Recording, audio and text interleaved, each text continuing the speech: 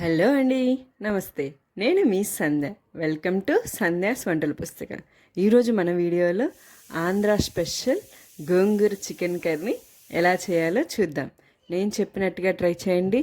చాలా సింపుల్గా క్విక్గా మనకి ఈ రెసిపీ అనేది రెడీ అవుతుంది. ముందుగా కళాయి పెట్టుకొని అందులోకి 4 టేబుల్ స్పూన్ల వరకు ఆయిల్ని తీసుకోండి. ఆయిల్ అనేది బాగా హీట్ అయిన తర్వాత ఒక బిర్యానీ ఆకు అలాగే దాల్చిన చెక్కని వేసుకొని ఫ్రై చేసుకోండి.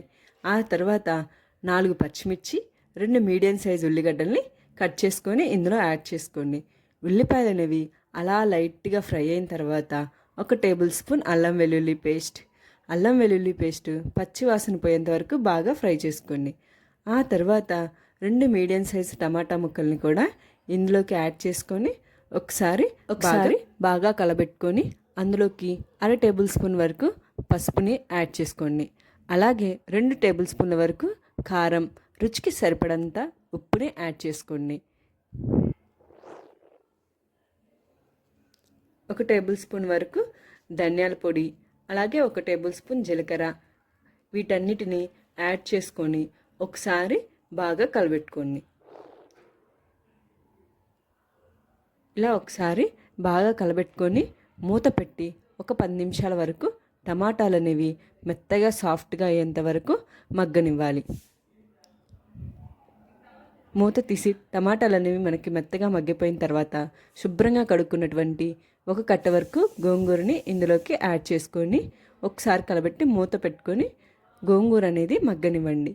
ఇలా మధ్య మధ్యలో కలుపుకుంటూ గోంగూర అంతా మెత్తగా అయిపోయే విధంగా మనం ఉడకనివ్వాలి. ఇలా గోంగూర అంతా మెత్తగా అయిపోయాక శుభ్రంగా కడుక్కున్నటువంటి 1 అరకిలో చికెన్ని నేను ఇందులోకి యాడ్ చేసుకుంటున్నాను. ఇలా చికెన్ని యాడ్ చేసుకొని ఒకసారి బాగా కలబెట్టుకోండి.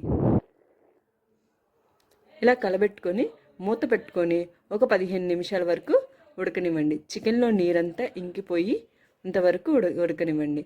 మీకు కనుక వాటర్ తక్కువగా ఉంటే ఒక హాఫ్ గ్లాస్ వరకు వాటర్ని యాడ్ చేసుకొని మనం చికెన్ని బాగా ఉడకనివ్వాలి. ఇలా మనకి చికెన్ అంతా బాగా ఉడికిపోయిన తర్వాత ఫైనల్గా కొత్తిమీర వేసుకొని ఒకసారి కలబెట్టుకొని స్టవ్ ఆఫ్ చేసుకొని సర్వ్ చేసుకోండి. చాలా టేస్టీ అయినటువంటి ఆంధ్ర గోంగూర చికెన్ కర్రీ రెడీ.